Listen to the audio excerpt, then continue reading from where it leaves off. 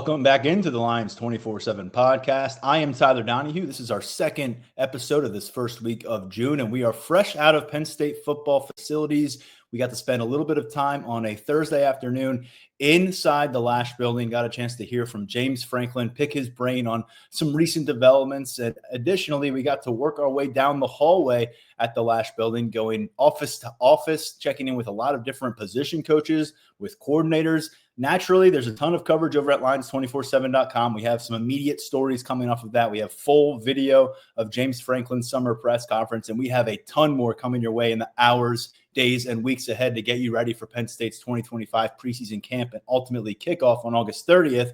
But we're going to do some of that note-taking and empty those notes a little bit, because I'm telling you, we are fresh out of this. We haven't really written down our notes that much. So you're going to get a live look at us kind of scrambling through some of the conversations that we had individually. Mark Brennan was in the building along with his daughter, Grace Brennan, but you're going to hear from Daniel Gallen and Tyler Calvaruso. Each of us kind of went off in a different direction in the Lasch building, and we got face-to-face with a bunch of guys. And so we'll get into that, and then we'll close out this episode by shifting focus over to recruiting, a very important official visit weekend ahead for the Nittany Lions. We also have a couple camps that we're going to be covering this weekend as well. And additionally, the top player in the state of Pennsylvania, Joey O'Brien, 5-star. We've talked about him a bunch. He has a commitment date.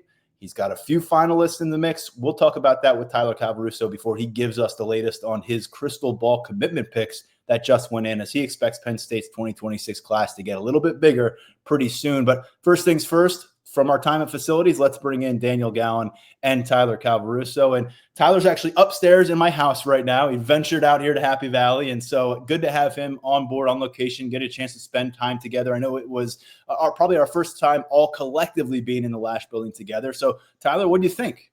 I loved it, man. It's a beautiful facility. I can see why recruits head out there and they like what they see. I understand a lot of it now. It's a great facility, and it was a great day for us. We got the chance to have some really impactful conversations, I think, with a ton of members of the staff. So I enjoyed it. It was a great day, and we've got plenty more to get into here.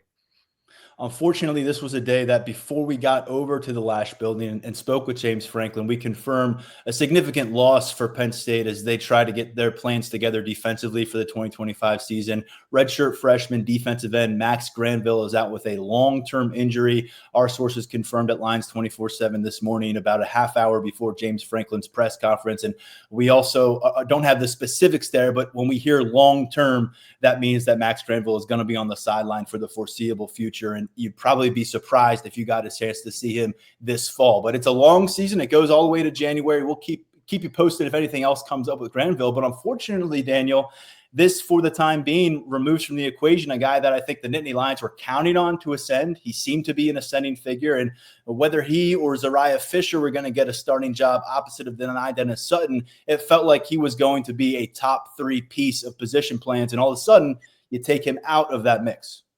Yeah, when you talk about the depth chart impact, it seemed like that we were maybe headed towards something like we had a couple years ago when you had, I think it was Adisa Isaac, Nick Tarbert, and Chop Robinson, all in that kind of 1A, 1B, 1C category. It would have been really easy to see that happening in terms of playing time when it came to Dennis Sutton, Zariah Fisher, and Max Granville this fall.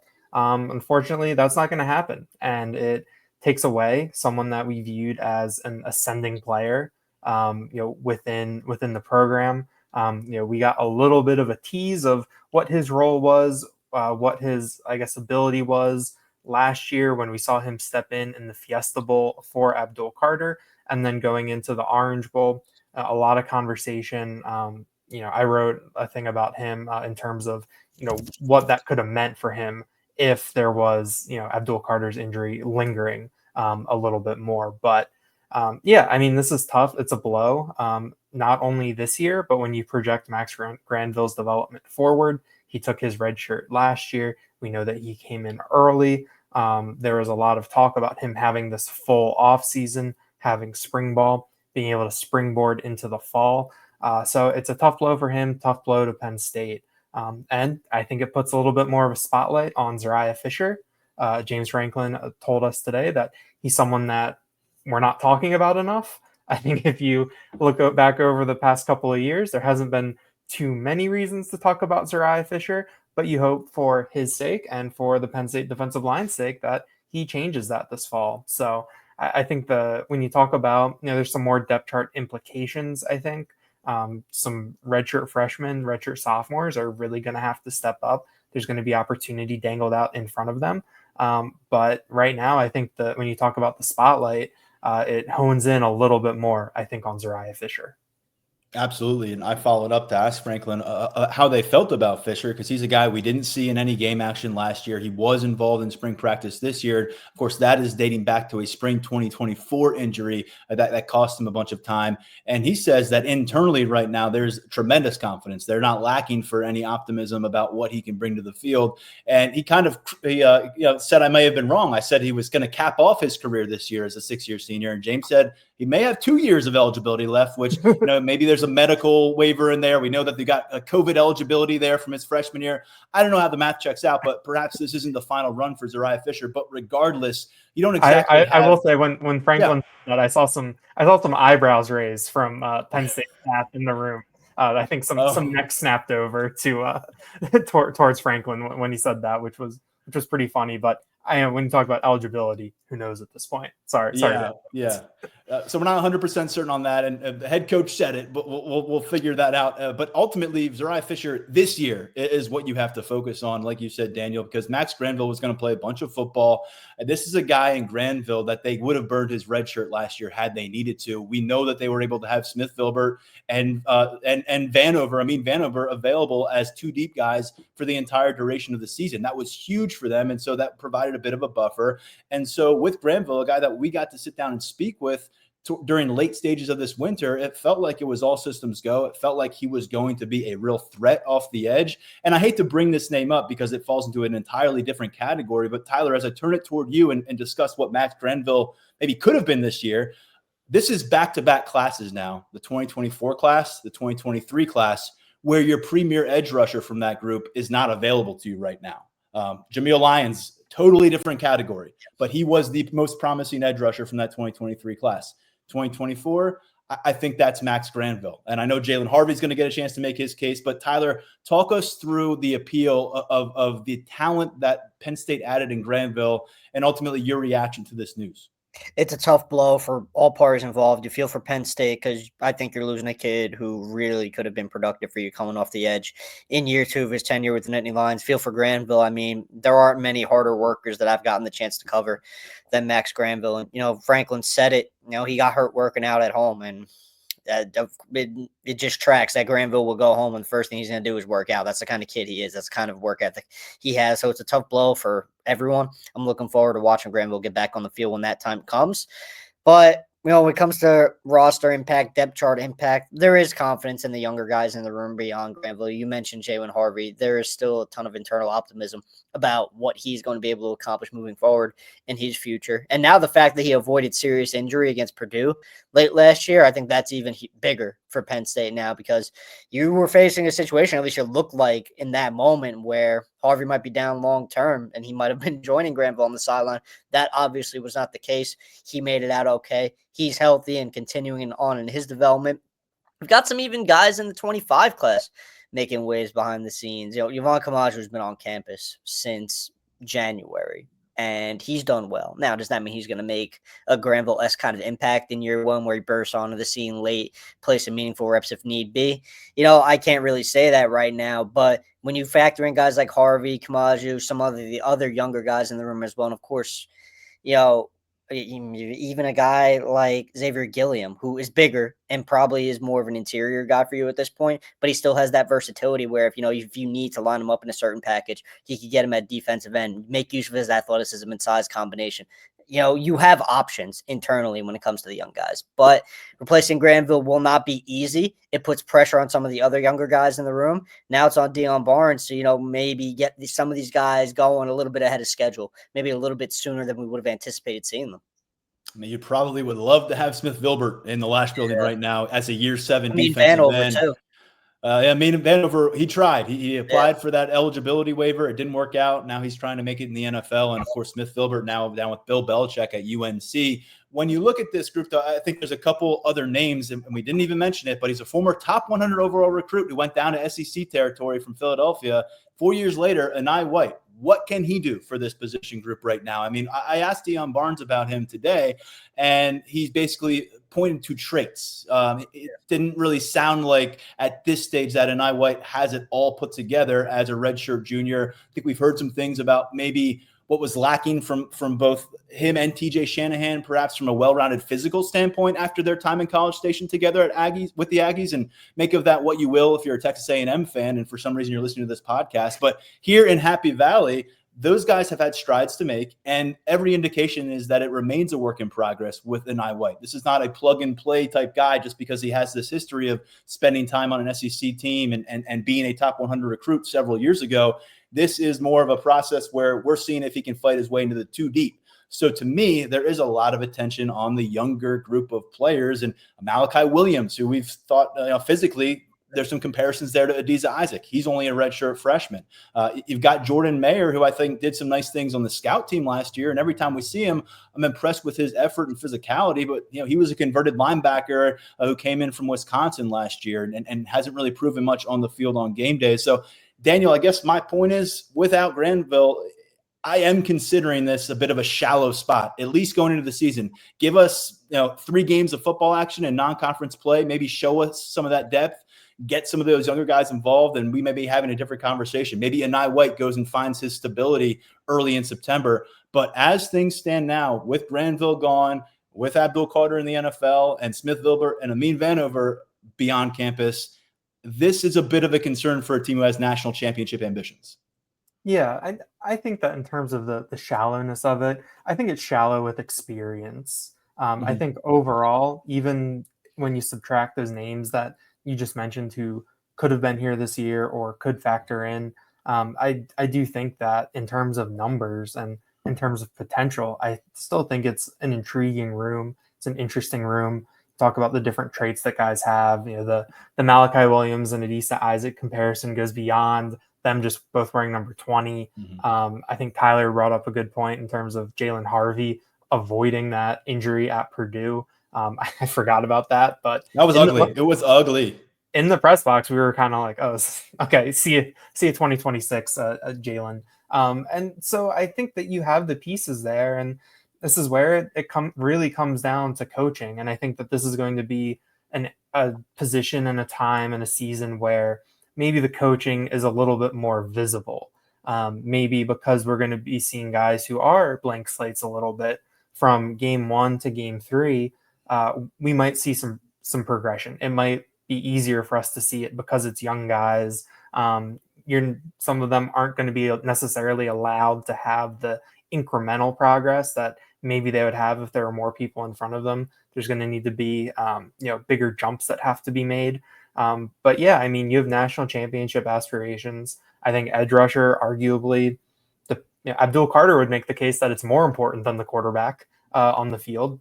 And we've seen that, how edge rushers can change a game and the importance that there is. And so if you are Penn State, you need to have it figured out. You need to get it buttoned up. And those first 3 games are going to be really important because you've got 3 weeks and a bye, and then Oregon comes to town for the whiteout. Dante Moore is a little bit more of an inexperienced quarterback, but that's a team that has been in these big game environments before. So they probably aren't going to be rattled by what's around them. So you need to rattle them yourself. It's going to be an interesting coaching job for Deion Barnes this offseason, but I do think that the timing of this, it sets the table for Malachi Williams, for Jalen Harvey, for Anai White, for the rest of these guys in terms of what is ahead of them and what these opportunities might look like. There's a lot of guys who have to have wide eyes right now looking at the potential opportunity and how they could completely change the complexion of their role within this program come October and be in a national title hunt. And all of a sudden, guys who maybe were looking at getting involved late in non-conference blowouts, they may need to be on the field against the Ohio States of your schedule. And we'll see how they can weather that storm. And we'll learn a lot about that group in the coming months. We did also learn some positive news on the injury end, and that was from James Franklin. I directly asked him about 3 different Penn State players who were not available during spring ball due to recovery from injury issues: offensive tackle Anthony Donko, tight end Andrew Rapplier, and lastly, Tony Rojas, linebacker. Pretty important one there. And they are all full go for preseason camp. In fact, James Franklin indicated they're doing a lot of work right now in terms of their summer preparations for camp. And big deal, because Anthony Donko was a full-time starter for you at right tackle last year through the regular season. He suffers his injury. Nolan Rucci steps up, does great in the postseason. They got a battle brewing again at right tackle. Tony Rojas, full-time starter for you at linebacker last year, along with Dom DeLuca. He's the only guy who's really done it at this level, a consistent basis. And we thought he played his best football of the year in the playoffs, and that's while dealing with a bit of a medical issue that was discomfort, and he gets cleaned up. He misses spring ball. He's going to be good to go in the fall. And then Andrew Rapplier, really encouraging sign from him over the weekend. He put out a bit of a hype film, highlights from him training somewhere warm, it looked like, with some palm trees in the background. He looked sharp. He looked explosive in some of those cuts in and out of his breaks. And ultimately, Andrew Rapplier re-enters the conversation in the tight end room come August. So, Daniel, which of those 3 stands out to you most as we talk about Penn State trying to finish as the number 1 team in America? I think that there's a case for all of them, and I think that their injuries and procedures and whatever all happened at different times, which is really interesting. But I mean, I think I'll go with Rapplier.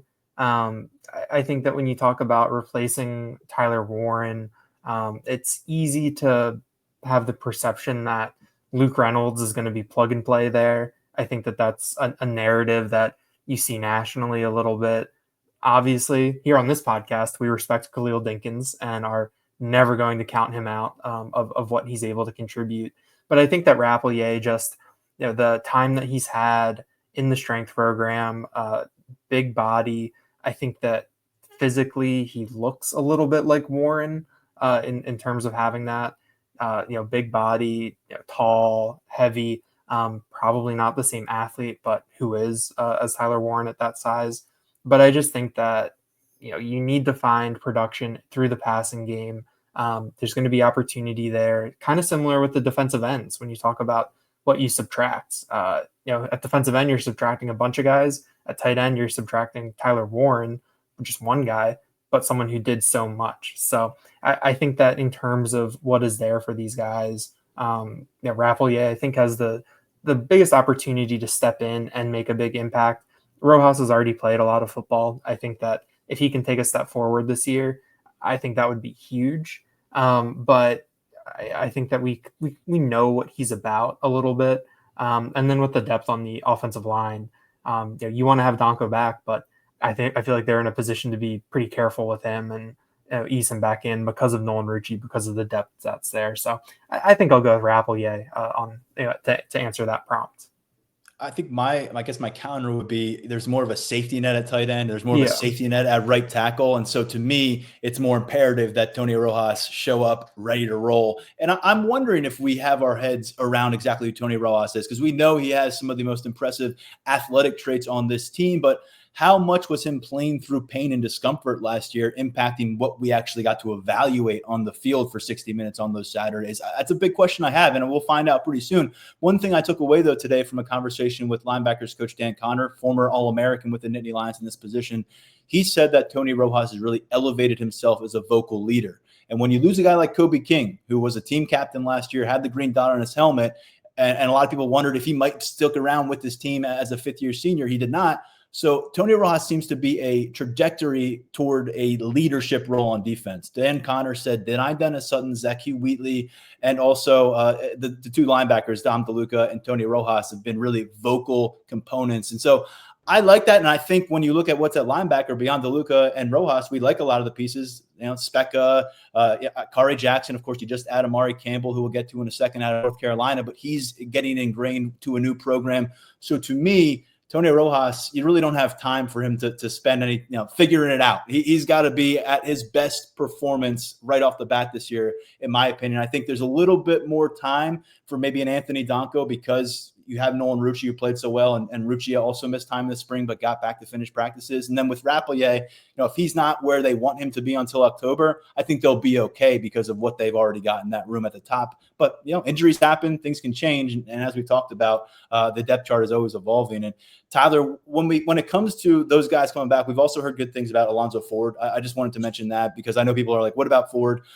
Defensive tackle, a guy who came to the program a couple of years after being a starter at Old Dominion, played a big role last year through mid-November, suffered an injury late in Big Ten play, was out the rest of the way. Didn't get anything from him on James Franklin because we didn't ask about him to James Franklin today, but I did bring him up to Deion Barnes. He said he's been running around. He's been looking good. I think a lot of what we've heard the last couple months lead you to believe Alonzo Ford is going to be in a great spot to be one of the top 3 defensive tackles for this team when they get in the field in August and certainly in late August. And let's get over to the commentary on Trevor Pena. And first off, we'll go to Tyler with this because you were really into the Trevor Pena beat there for about 2 weeks or whatever it lasted. And so they got it done. They bring him to campus. I know you had a chance to chat with general manager Andy Frank as well about some of the transfer goals today. Before I throw it to Daniel, who actually spoke with receivers coach Marcus Hagans, I want to get some input from you on the kind of move that Penn State managed to make, bringing in the most coveted receiver on the market after spring practice. We immediately viewed it as sort of a necessary move of sorts. In recruiting, we always talk about there's not necessarily a must-get kind of player, but when you take a step back now and you look at that spring portal window, what popped open and available on the wide receiver market, Trevor Pena was far and away the best player to become available at wide receiver during the spring portal window, and Penn State had to go out and make a move. And they looked at Pena's production at Syracuse.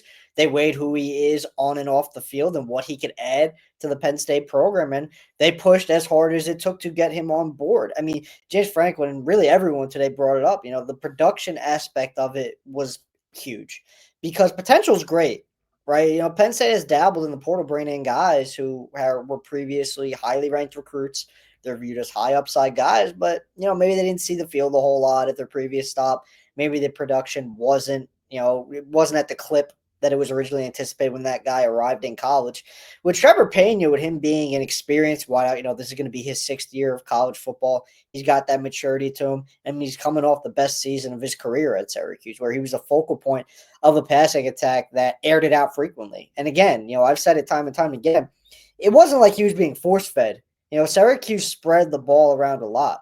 Pena just found himself open and able to work and be a big-time factor in that passing attack more often than not. So the production was a big reason why Penn State went out and got this one done, pushed as hard as it did to do so. And I think all of the returns since Pena has been on campus, well, even leading up to today, what we've been hearing behind the scenes, I think he's got a real chance. Everything I've kind of been saying about my high hopes for him, I think now that he's at Penn State, and again, we'll see where things are at once the pads go on, but they're starting to people buy into what Trevor Pena can really add to this offense this upcoming season.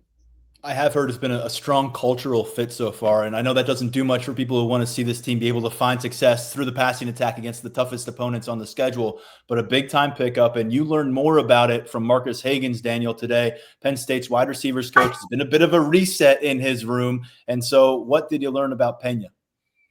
Yeah, I think what Tyler mentioned about the fit is something that came up with Marcus Hagans talking about Pena, and Kyron Hudson falls into this as well. They're both team captains at their previous schools, so those are 2 guys that carry themselves in a certain way. And I think that when you're looking at who you're adding in, James Franklin has talked about this a lot, that they are very cognizant of the locker room dynamics when they bring someone in. They don't want to upset the balance that's in there. Obviously, they want to get better, but you don't want to do any subtraction by addition, anything like that in terms of culture when you bring someone in. And along those lines, James Franklin went out of his way when talking about Pena earlier to throw a little bit of cold water on Fran Brown's comments about Trevor Pena's NIL requests. I have it up that Fran Brown, after Pena entered the portal, said that Pena wanted $2 million in NIL to stay at Syracuse, and James Franklin said that or alluded to the fact that that wasn't true in their experience dealing with Trevor Pena. So I think from a culture fit, he's someone that they were looking for. Now, the other thing that came up with Pena in terms of on-field, it was his production and what he was able to do. Marcus Higgins talked about it, being able to do it at all different positions, at wide receiver, being versatile, being able to move around a little bit. I also asked Higgins about the type of production that you get, because Devontae Ross was productive at Troy last year. He was a 1,000-yard receiver. But say what you will about the ACC and its quality of play, there is a gulf between what you're seeing in the Sun Belt, what you're seeing in the ACC. And so I asked Higgins, like, how do you weight where that production is coming from? And he said that when you watch guys on tape and you see what they can do, like, you can see it. But to a certain extent too, they are aware of the context that this is all happening in. And so, I thought that was a little bit more clarity on Pena and how they feel about him. But I think it comes down to that this is a kid that they are very excited to add to their wide receiver group, someone who is fitting in. And even Danny O'Brien, the quarterback's coach, even he was really complimentary about Pena and what he adds. So I think there's a lot of excitement about this wide receiver group as we move forward. Amari Campbell was the other big post-spring practice addition for this team from the transfer portal, a guy who had 6+ sacks last year for North Carolina as a full-time starter, as the voice of that defense, wearing the green dot. Big-time piece of the Tar Heels. We've covered that quite a bit. We had a North Carolina insider on this podcast last month to break down what he meant to that defense last year and what he could mean to the Nittany Lions this year. James Franklin said in doing their diligence and trying to do their homework on this young man, he spoke to a lot of people that he trusts and who know this kid personally, and that included Tony Rojas. Those two go back to the Virginia football scene, and then also former North Carolina head coach Mack Brown, former North Carolina defensive coordinator Jeff Collins, and I assure you him and James Franklin were close because he interviewed for the job before Tom Allen got it a couple years ago. So trust me when I say that's pretty tapped in information and intel that I think he was privy to from those conversations. It was convincing enough for him that this was a guy who, along with what they viewed on film, and Dan Connor told me today, it didn't take long watching his film to figure out he could be a fit for Penn State. They love the way he can get after it as a blitzer. And ultimately, Tyler, a lot of what we heard kind of checks off a lot of those boxes that we heard before we got into the press conference today. And that Amari Campbell was a guy who did a lot of great things last year, hits the market, and Penn State acted accordingly, prioritized him after checking on some things, getting some feedback, and they closed the deal. And yet again, much like Pena, we could be sitting here in mid to late January saying this was a piece that put them over the edge. So where are you on the Amari Campbell edition as he gets settled in on campus now? You're muted, my friend. There we go. See, there we go. All right. Now, I still think it's a really solid addition. I'm not sure in year one it's going to be the level of Trevor Pena type addition because I think Campbell still has a little bit to go in his development. I know he's more experienced than, a lot of the other younger linebackers in the room, but there are still some things Campbell needs to improve upon moving forward. And I think if his career at North Carolina is any indication, the numbers he was able to put up for the Tar Heels, and not just on the field either, but off the field, taking on a big leadership role for that program. I mean, he was that green dot guy for them. He drew rave reviews in the locker room. And James Franklin even mentioned it, falling back on people at UNC who were around Campbell and spent a lot of time with him. Franklin trusts those people, and the feedback from those sources was overwhelmingly positive. And that's a big reason why Penn State viewed Campbell in such a positive light. We've talked about it a bunch here today. They're not just going to add guys in the portal. They add guys in the portal no matter how talented they are. If the feeling is they're not going to be a fit in the locker room and they're going to upset some things in the position room, they're just not going to wind up at Penn State. Campbell checked all of the on-field and off-the-field boxes. I'm very interested to see where he's at once the pads go on. I'm very interested to see where he stacks up going up against Penn State's offense on a daily basis and where he stands among some of the other linebackers in the room. Because, guys like Rojas, Dom DeLuca, they've been here. They've produced at Penn State. Where does Campbell fit into that equation playing under Jim Knowles now? Year one of the Knowles era is also year one of the Campbell era at linebacker. So he's still learning his fit in Penn State's defense. I think when it's all said and done, though, when we reflect upon Amari Campbell and what he accomplishes during his time with the program, I think it's positive. And year one's just going to be the start of that. I think it's a really, really good get that raises the ceiling and the floor of your linebacker room. Well, good analysis there, and I think I just want to see these guys get in the field. I feel like we talked about them so much. We got 2 more months to see them actually out there, and of course, they're working behind the scenes with their new teammates, with their new coaching staff, getting it done. I mentioned that I had some time with Dan Connor. It was a really interesting conversation. We're going to do our best to drop a bunch of notes from each of these assistant coaches over at Lions247.com, also the coordinators. But just coming out of that discussion with Connor on what they've got, I think there is a bit of a chip on the shoulder of this linebacker room. I noticed that up on the wall, there was a tweet that was put out sometime this offseason, and it was ranking Penn State's position groups from best to worst. Well, below wide receiver and in dead last was the linebacker room. So that's right there. When you walk out of that room, you can't help but notice it. And I think there's a very realization that aside from Dom and aside from Tony, who's done it in a Nittany Lions uniform? There's so much to prove, and this is LBU. And when you're looking up at your position coach, All-American Dan Connor, I think this is a room that I would not sleep on. I would not doubt it. I think there's a lot of excitement eternally about not only Anthony Specca as a second-year linebacker, but some of the feedback I got today on Kari Jackson, another redshirt freshman who Dan Connor said could be the most physical player in his room, if not the entire defense as he develops. That's exciting stuff for a guy who missed last season because of an injury. And, are you relying on Kari Jackson against Ohio State in November? You hope you are not. But last year we saw depth was very thin. And right now it projects to be the case until we see some of these guys go out and do it. And again, the non-conference schedule should help you there. And Daniel, of course, I mentioned wide receiver. That's the hot button topic of people at national level, here at the local level. You talked about what you heard from Higgins on the newest addition to that room, but overall, any big headline notes that you would kind of like to throw out in terms of your takeaways? Yeah, this is a common theme that I think that we've heard from Marcus Higgins, over the past, probably since the Peach Bowl, maybe a little bit before the Peach Bowl. But he knows what people are saying. Like he is aware of the perception of his position group and everything that comes with it. And so, he was asked the question about is he more comfortable now that he's going into, I think this is year 3 with the program. And he said that as a coach, you're never comfortable because that is the nature of the position. He framed it as that he's grateful to be here in year 3 and in this program. But, he said that, these guys, that they have a fight ahead of them. They have a battle ahead of them. They have a challenge ahead of them. And he's really looking forward to pursuing it with these players. I think he's really high on this group and what they can accomplish.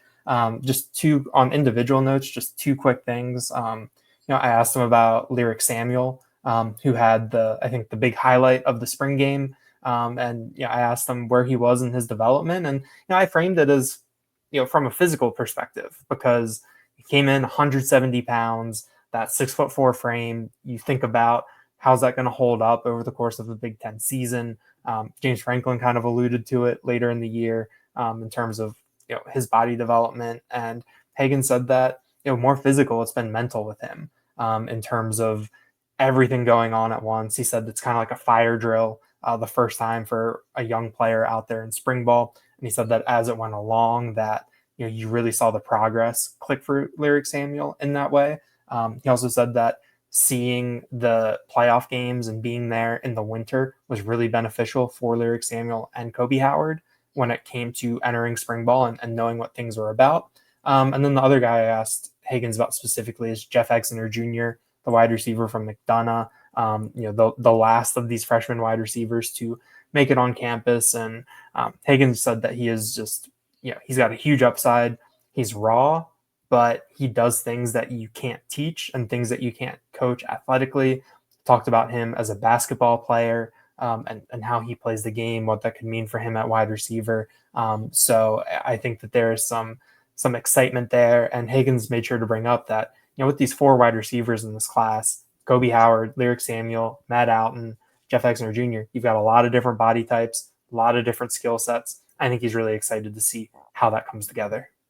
Can we go over to the safety room where we've got a pretty good handle on what they're working with because we've seen King Mac around before, but he went to Alabama for a year and he's back now, and he was a little banged up during spring ball. So we're still getting refamiliarized with the former top 100 recruit out of South Florida. Dynamic presence on the field, but hasn't put it together yet through 2 college campaigns. What did you hear on Mac from Anthony Poindexter, Penn State safeties coach today, Tyler? So one thing I was curious about regarding King Mac was, was his transition back into Penn State's culture and getting back into the swing of things on the field before, he dealt with what he dealt with. How seamless was it?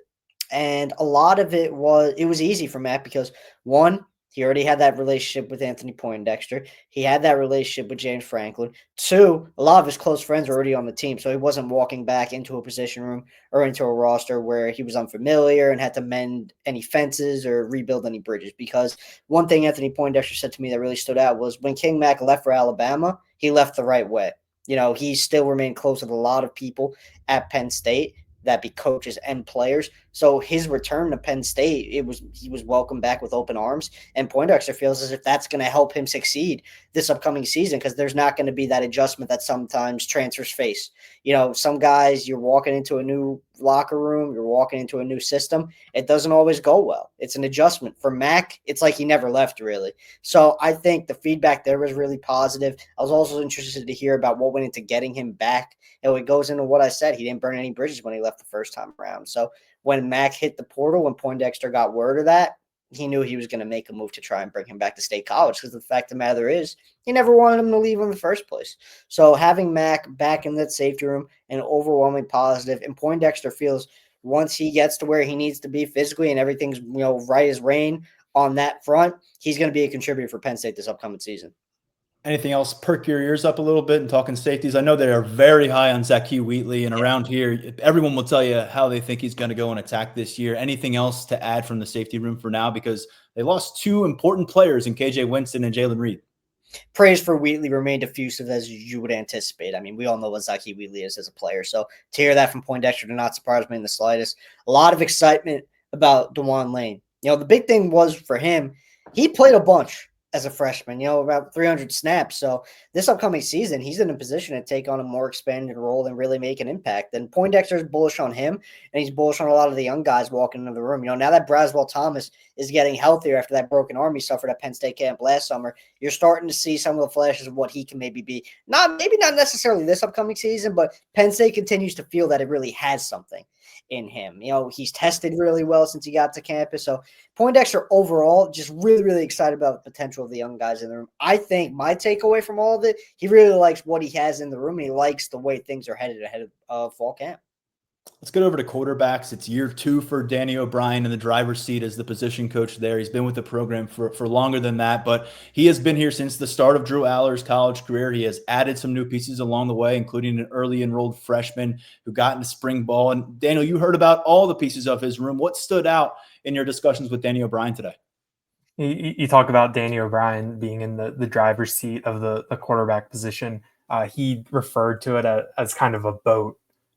In terms of a metaphor, he said that if the quarterbacks are a boat, it's the coaches' jobs to be the rudder and help steer them in the right direction and put them on the right path. That was in the context of a question I asked him about Beckham Kritza, the freshman quarterback who got on campus in the spring. We've talked about him a lot. Probably projects a little bit more as a developmental prospect, but we know that the staff is very high on his arm talent. And so, the way that O'Brien talked about it is that he said that Beckham Kritza works his ass off, but he's makes sure to tell Kritza that you got to run your own race, that things happen for different people at different times. You're not going to go to bed every single night feeling like you got better. It's ups and downs, but that's where coaching comes in, helping get them through that. In talking to O'Brien, about Drew Aller, Jackson Smolik, Ethan Runkemeyer, Kritza, he really did come across as one of those teachers who I think motivates a little bit more through positive reinforcement. He's very upbeat. We know he's a younger guy who can really connect with these players on the recruiting trail, and then once they are on campus, and that kind of came through to me in the way that O'Brien talked about it. And when it comes down to it, these position coaches are teachers in ways. And, we're in the quarterback room, and the way that it's set up is that it's kind of almost like a conference room setup. I know that some of the other position groups that are a little bit bigger, it's kind of that auditorium seating. But, for the quarterbacks, it's a table that O'Brien is sitting at the head at. And then, the quarterbacks are, down the sides of it. And so it reminded me of being in kind of like a small college discussion group, that type of setup. And I think that, O'Brien, his approach really lends itself to that in terms of being able to teach. Obviously, with Drew Aller, talked about this is an important time of year to build chemistry with his wide receivers, player-led time of year. But this is Drew Aller's fourth summer at Penn State. Like he knows what he's doing. So it's his job now to help set the example for the younger guys in the room. O'Brien, very high on Jackson Smolik, very high on Ethan Grunkemeyer, and is excited for that quarterback competition. He said that with Smolik, that when you have someone coming off of a serious injury like that, you're not necessarily sure, when they're going to get back to full speed, what that's going to look like. But he said that Smolik came back bigger, faster, and stronger than he's ever been. He was very pleased, pleasantly surprised with it. And then Grunkemeyer becoming more vocal, becoming more of a presence at the huddle, making the checks at the line, just improving in that way. So it's a fun group, I think. O'Brien seems to really be enjoying himself. They had standings up on the board where in spring ball and last fall, they would every other day they'd have a trivia question that was non-football. The example that O'Brien had was like, what's the smallest country in the world? And Drew Aller won in the fall, but Jackson Smolik won this spring. And up on the standings, like it has everyone. Like it's got like Trace McSorley is up there. I think some of the other staffers are up there too. So you can tell that there's camaraderie there. And I think that it's some good insight into what we've been hearing about O'Brien in terms of how he is as a coach at this point in his career. You look into that room and you see Drew Aller, who, could be a number one type NFL draft pick, as they say, if the pieces of the puzzle come together. But brewing beyond that is, well, what happens after Drew Aller moves on? And we talked about Drew Aller so much. And so those components of the room, that's Danny O'Brien's job now, is to set this team up for success in a post-Aller world, also while getting Drew as ready as possible to dominate this season. Speaking of that, Johnny McGonigal from Penn Live asked a good question to Danny O'Brien. That was basically like, this time next year, Drew Aller is going to be in OTAs somewhere. And so, what does the infrastructure, like the framework look like in terms of a post-Drew Aller room? And, O'Brien was really effusive in his praise for Aller and Bo Pribula in terms of how they develop the culture. And they think that it's rolling to the point where whoever steps in, to be the starting quarterback next year is going to know how to handle himself, going to know how things get done. And then, they're going to be able to just keep passing that along as time goes on. Look, they've had, 3 starting quarterbacks since 2016? It's pretty much been like, this guy's been around forever. Listen to him. It was Trace McSorley. Then it was Sean Clifford. Then it was Drew Aller. There's not going to be that this guy's been around forever, follow his lead next year. But that's the way it works in college football. The Joe Moore Award annually goes to college football's top offensive line group. And I mentioned earlier that the linebacker room had what they probably took as a bit of a slight from social media. Well, Phil Trautwein has the photo of the Joe Moore Award emblem up on their wall, and he says he wants it for his group this year. He also says it's the first time that he truly believes they have the depth and skill set to go get it. He doesn't want to talk bad about past offensive line groups, but there's a reason right now why you've got people at the national level saying that Penn State's offensive line group is a major plus and perhaps the deepest in America. Phil Trautwein, I talked about what he's going to have with Anthony Donko coming back and Nolan Rucci back on the field. What does that mean for Javen Williams, who was the primary right tackle throughout spring ball? Well, he's going to be getting work at right guard and right tackle as they get back onto the field. And so that'll be something that's really fun to follow. And ultimately, I think that hearing him discuss the return of Nick Dawkins and having that built-in leadership and having just no questions about where your room is at, even if you're not in it, because Nick Dawkins is part of it. Huge deal for them. And I'll say encouraging commentary from Phil Troutwine. We'll pass all this along in detail for our VIP subscribers at Lions247.com, but encouraging about what Michael Troutman could mean for this team at center when Nick Dawkins ultimately moves on. He's just a freshman, been on campus for a little while, but got some good feedback there from Troutwine, who says going into the season, non-conference play against Nevada, August 30th, he could plan to play more than 10 offensive linemen. He says that number when they get into Big Ten action, probably more like 8 or 9 as he tries to project it. But this will not be a five-man plan. It has rarely been a 5-man plan under Phil Troutwine. And so expect to see rotations, expect to see competition sustained beyond preseason camp. Want to finish off with our car wash here by going over to Tyler and talking about general manager Andy Frank. We talked earlier, he had some comments on Trevor Pena and what they did in the transfer portal. But before we dive into recruiting conversation and say goodbye to Daniel, tell us what Andy told you about what this month of June looks like, because there's a lot going on with official visits, prospect camps, 7-on-7 tournaments, and ultimately the end game is trying to strengthen your roster come next year and the years beyond it. Yeah, and it's always a busy time of year. It's even busier now that you have unlimited official visits. Recruits being able to take as many officials as really their heart desires at this point. There used to be a 5-OV limit. That is no longer the case, and that has altered the way Penn State approaches things because, you look to build your weekends a certain way. They wanted to get all of their commits on campus for a certain official visit weekend. That's been the approach for a little while, but even more so now with the unlimited OVs and so many uncommitted guys locked in. They wanted a weekend that was really dedicated to their commits so those guys can feel right at home and, get the kind of experience that they deserve to have. So that was something that came up in conversation. And also, the importance of camps. We're right in the thick of camp season as well. And there's been a shift, I think, in the camp landscape as of late. There were a lot of guys. I remember when I was first starting out on this, you guys have been around even longer. So you've seen plenty of it where, we saw it this past weekend with a guy like Benjamin Azuka, who came to camp as a current class target, and he earned his spot in the class with a strong camp performance. It feels like that used to happen a little bit more frequently in the past. Now you see a lot of school camps, they're geared towards the future evaluations. In this instance, evaluating the 27 class, the 28 class, heck, even the 29 class. We saw some impactful 29s pop up on campus this past weekend. So I asked Andy, where do you view the value of camps at this point, given that kind of changing landscape? And the fact remains that camps are such a big evaluation tool for Penn State. And I talked to a few other coaches about this as well.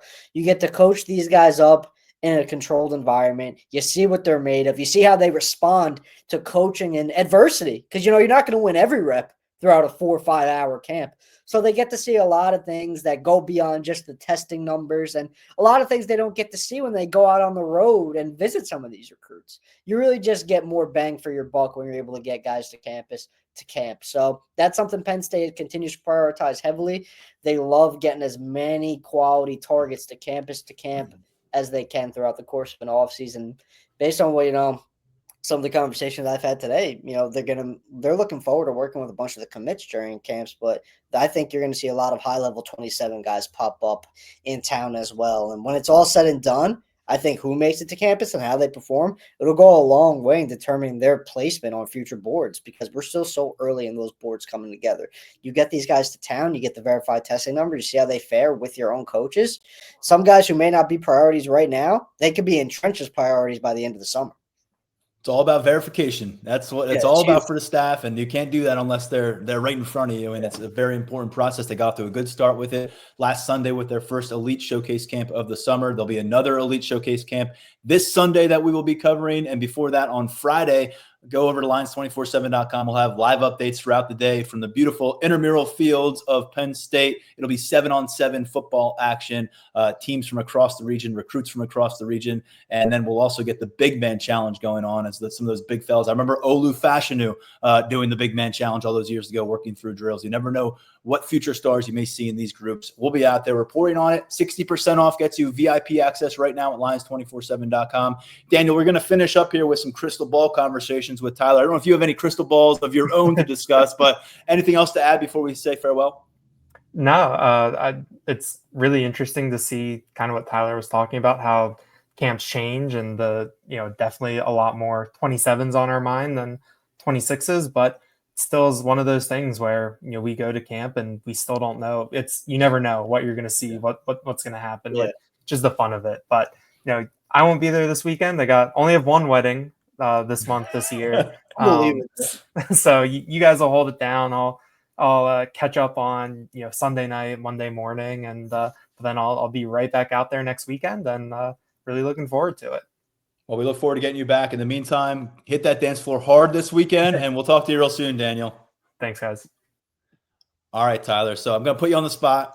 We're going to get to that in a second. You've got about 4 new crystal ball picks in, which is a pretty prolific amount in a short span, and that kind of uncharacteristic for you. So we'll talk about what motivated you to do that in a moment. But let's begin this final segment on recruiting with the fact that Joey O'Brien is ready to announce this month. He's not ready to announce today, but Pennsylvania's top overall recruit, a freshly anointed 5-star at 24/7 Sports, a guy that Penn State has discussed playing safety and wide receiver for them within the program. So we're hitting the final stretch. There's no doubt about that now. We have a finish line marker in sight. What do we need to know? So the date and the timing of all this is interesting because O'Brien sets his commitment date for June 20th, coming off a trip to Clemson that went over really, really well. I think the Tigers moved the needle quite well during that visit, and Penn State did the same during its May 16th through the 18th official visit with O'Brien, but he's really getting down to the stretch and the thick of things now. So the big change here, aside from O'Brien setting a commitment date itself, is Tennessee's out of the picture now. Tennessee was slated to get an official visit from O'Brien during the June 13th through the 15th weekend. That's no longer going to take place. O'Brien's at Oregon this weekend. Next weekend's going to be Notre Dame. Notre Dame was originally June 20th through the 22nd, but obviously he's going to be announcing on June 20th. So he scrapped Tennessee, moved Notre Dame up. So you're down to 4 now, essentially. Penn State, Clemson, Oregon, Notre Dame. Where do the Nittany Lions stand in all of that? I still give them a slight edge. I think the comfort at Penn State is a big deal for O'Brien. I think the relationships with the staff are a big deal for O'Brien. Now, we've been consistent in saying throughout O'Brien's recruitment that this one's going to come down to the official visits. So this one's not done. O'Brien has not made a final decision by anyone in the know or anyone who has any sort of familiarity with this recruitment. He's not done. He's going to go through this Oregon official visit and collect as many important data points as he possibly can. He's going to go to Notre Dame and collect as much impactful information as he possibly can. Then it's decision mode. He's got 5 days between the conclusion of that Notre Dame official visit and his June 20th official decision date. Those are going to be a busy 5 days for Joe O'Brien because he has a lot of things to sort through. He has a lot to discuss with his family when it comes to determining his final destination. I think Penn State is going to continue to factor very heavily into that final decision-making process. Again, timing is everything in recruiting sometimes. So you look at this decision date being set when it is, and you can immediately look at Clemson. And yes, Clemson did a lot of good things with O'Brien over the weekend. And then you could also say, Penn State had that May official visit. It was too early. He's too far removed from campus. I get all of that. But the fact remains, Nittany Lions are fighting this one as hard as they possibly can all the way until the end. That includes maybe even working to get O'Brien back to campus for an unofficial visit before he comes to that June 20th decision. That's the benefit of being the in-state program in this equation. If you want to get O'Brien up to campus for an hour or two, just have some really more important conversations, and that's something he's open to.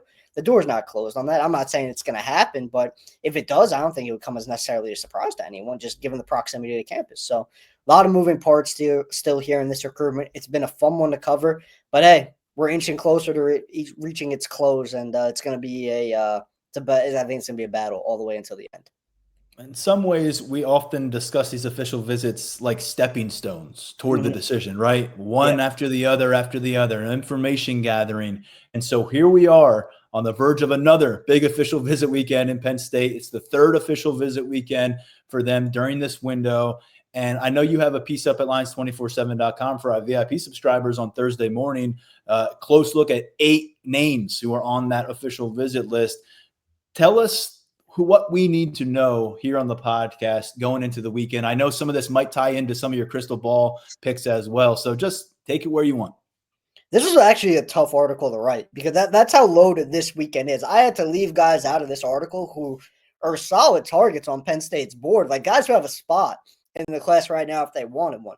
This is a really difficult piece for me to work on, but I'm just going to run through the 8 because I think these are the 8 Penn State fans need to be keeping the closest eye on right now. Starting in Virginia, top 24/7 wideout Travis Johnson. He's essentially Penn State's top remaining wide receiver target at this point because Messiah Hampton is clearly trending elsewhere. That places Johnson at the forefront of Marcus Hagen's wide receiver recruiting. I think Penn State has a real chance to make a move there this weekend. The relationship with Hagens is in a good place. It has been for a long time because Hagens has that relationship with the Johnson family stemming from the pursuit of Johnson's older brother while Hagens was the receivers coach at Virginia. So Nittany Lions have the chance to make a move there. Schools I've been hearing that are also heavily in the mix. South Carolina is one to keep an eye on. Michigan's another to keep an eye on. And if Johnson decides he wants to stay a little bit closer to home, don't sleep on Virginia Tech as well.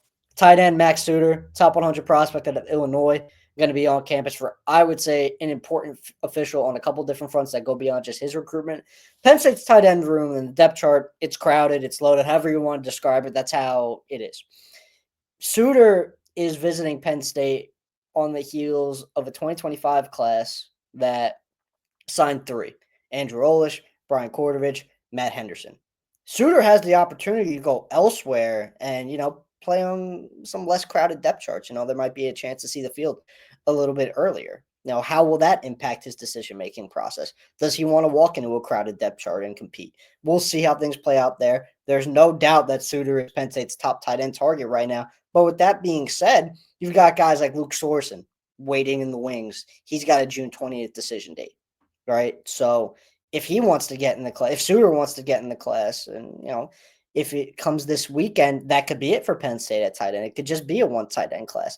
But if Suter decides to drag things out and Sorensen has a good official visit next weekend, where do things go? Because as far as we're concerned, he has the green light as well. And that's not even including guys like Braden Fogel and Pierce Peterson in the conversation. So Suter's official visit is a big one for a multitude of reasons. Grayson McKeah on the offensive line is the next guy I want to talk about.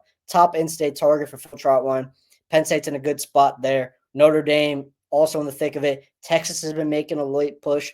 Don't discount the Longhorns in this recruitment. But from my conversations, there's a growing optimism that Penn State could get this one done when it's all said and done. Newer name on the offensive line who's going to be on campus this weekend is J.B. Shabazz from North Carolina. He's been a riser up the offensive tackle board. He's a little bit more open, I think, at this point in his process. He's got Ohio State on the official visit schedule. He's got Auburn on the official visit schedule. He just took a trip to South Carolina. Gamecocks picked up a crystal ball prediction.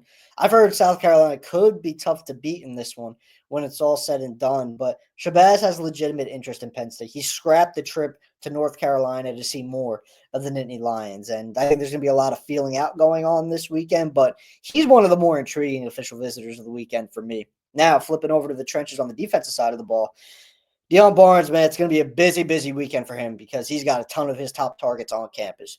Carter Meadows, elite edge prospect out of Gonzaga in Washington, D.C. He's a top 50 prospect nationally. He's going to be on campus. Luke Wayful, there aren't many guys higher on the board overall for Penn State at this juncture. He's going to be back on campus. Damaris Simeon's a top defensive tackle target out of South Jersey. He's going to be on campus this weekend. Keyshawn Stansel, top 24/7 defensive tackle out of North Carolina. He's going to be on campus. Right in your backyard, Jackson Ford, top 24/7 edge rusher out of Malvern Prep. He's going to be on campus. Penn State's in a good spot there. They're in a good spot with guys like Meadows, who his recruitment, it's really, really interesting with trips to Ohio State and Michigan still to come. With Wayful, he's coming off a trip to Ohio State that the Buckeyes moved the needle. There's no doubt about that. I think Ohio State is much more of a player in this recruitment now that they've had that official visit experience under its belt. USC is also very strong in this recruitment. But for me, with Wayful, strikes me as an opportunity for Penn State kind of flex its muscle and reassert itself as the top option here. So it's a busy, busy weekend for Deion Barnes. And, I mean, really from start to finish, he has a chance to load up and add to a defensive line haul that's already really good. With guys like Alex Haskell, Isaac Chukwuemeka, Daniel Jennings was obviously part of this before he reclassified. And I think that when it's all said and done, and you look at this weekend, it's a potentially transformative one for the defensive line haul because Penn State has a really realistic chance at every guy I just named. Sorry, I was muted that time. Tyler, I do want to get into those commitment predictions now from you because you have those crystal balls put in. What led you to do this? Because I believe it's 4 crystal balls in the last 48 hours. You're a guy who is, as you said, very conservative in your approach in submitting these predictions for who Penn State is going to ultimately land. what led you to these 4, and was it based on intel? Is it based on timing? And why were you confident enough to put them out in the public sector? Yeah, I think this is as many crystal ball I've put in 4. I'm not sure I've put in that many in the last couple months at this rate, but I think it was time on a lot of them. A few of them I'd been pondering for a little while. I'll start with Marlon Bright, who was a top offensive tackle target out of North Jersey, DePaul Catholic. Penn State's in the driver's seat there. He's going to announce on July 5th. Does not have any other official visits currently on his schedule, so timing felt good there. I think Penn State did enough on the official to really solidify itself as the favorite, which, quite frankly, it has been for a while. Dorian Barney, 4-star corner out of Georgia. He's a Pennsylvania native. That was a little bit more projection based on some of the sources I've been talking to, some of the intel that I've received, because he still has official visits to make. He's at Texas A&M this weekend. He's at Michigan before the beginning of the dead period. Penn State did really, really well with Barney during his May 16th through the 18th official visit. I've got the Nittany Lions as the leader there right now. Can things change? I think, yes, A&M was the leader at one point for Barney, so maybe the pendulum could swing back in favor of Texas A&M this weekend. It's not something I necessarily foresee in speaking with sources familiar with Barney's recruitment. He loves Terry Smith. He loves the idea of potentially coming back to Pennsylvania to play his college football. Michigan's another one that I have circled for Barney as a potential move maker up his list. But right now, I like where Penn State is at when it comes to potentially securing that one. Now, third crystal ball pick, one of the more interesting ones I would say that I've logged recently, well, among this quartet, Amori Polidor out of St. Francis in Baltimore. Now, he's not a true St. Francis kid. He spent his junior season at Mount Zion Prep, had a really, really good junior year. And going into this week, it was very clear that he was a Penn State lean. What wasn't clear was, was the door going to be open for him to join the class? Because I mentioned Barney. There are a lot of top-tier cornerbacks still on the board for Terry Smith. Penn State loves Polidor's upside. They love his length. They think he can be coached into a high-level power 4 cornerback, and they're willing to add him to this class if he wants to jump on board. He has an official visit to Michigan State beyond this Penn State trip. It wouldn't surprise me if he makes it out of this week and committed to the Nittany Lions. I think Penn State has a really good chance to get that one done. And the fourth pick, it's a specialist. So some people might perk up for that because we don't talk about specialists all that often. Hey, let's put this out there. Penn State doesn't put scholarship offers out for specialists. Usually we're talking about like Ryan Barker, who's going to be the starting place kicker this year. That's a walk-on addition. Your kickoff specialist, Gabe Nwosu, he's a walk-on addition. So very rare to see an offer go out there. Sorry to interrupt, but I figured I'd hammer home that point for you. No, it's a great point. And building on that point, normally when Penn State does extend a specialist offer, especially if it's an in-state guy, they tend to do well and get that guy when it's all said and done. I think Penn State has a good chance to land Haran Zariki. I hope I didn't butcher that. If he hears that, I am so sorry, man. But he killed it at Elite Showcase Camp over the weekend, last weekend. Had a hell of a workout with Justin Lustig. Earned an offer. He traveled to Penn State for that camp really hours after he wrapped up an official visit to Boston College. So it was pretty clear he wanted this one. He's at Ohio State right now as we speak for a camp. So that's one that'll be interesting to monitor. But beyond Penn State, Syracuse on the OV schedule, Pittsburgh on the OV schedule. Not sure he makes it past this week. And again, I want to see what Ohio State does, but I feel good about this one ending in Penn State's favor when that time comes. Very interesting stuff. And this is a class that has grown up in a hurry. We've talked about it dating back to late March. It's been bang, bang, boom, one commitment after the next, closing in on 20 total commitments now. We've talked about it. You could see this class get toward 30, if not 230, when it's all said and done come December on signing day. And Tyler's got 4 crystal ball picks in. We'll see if any others pop up. And obviously you want to be paying attention this weekend with a bunch of top targets on campus. With camp happening, we have you covered. 60% off VIP coverage at lions247.com when you jump on board by June 10th. We got that offer going through June 10th, 60% off annual VIP access. Tyler, great stuff as always. Great to get you up here in the flesh. You're gonna have to get out of my house soon, but I really appreciate. Man, don't miss me too much. I know. We really appreciate you making the trip up, helping with it, and we appreciate Penn State for opening their doors, welcoming us into the Lash building, and we get to do that usually every summer. Hopefully that sustains in 2026. But a ton coming your way. We just barely got the tip of the iceberg covered here on the podcast over at lions247.com in the hours, days, and weeks ahead. A lot coming out of today for your interest on these Nittany Lions. Tyler, appreciate it, man. We'll talk to you real soon. I'll see you in about 15 hours or so on the fields, getting ready for 7-on-7 work. I'll see you soon, man. I'm looking forward to it. All right. That's going to do it for this episode of the Lions 24/7 podcast. One of those all hands on deck types of weeks here for our staff. We love it. Fortunately, we enjoy working together, and we got to get it done today inside Penn State's headquarters. For now, stepping aside, I'm Tyler Donahue on behalf of Tyler Calvaruso and Daniel Gallen. We'll get back to you with 2 more episodes next week, but don't hesitate in checking out our coverage along the way. Lions247.com. We'll talk to you soon.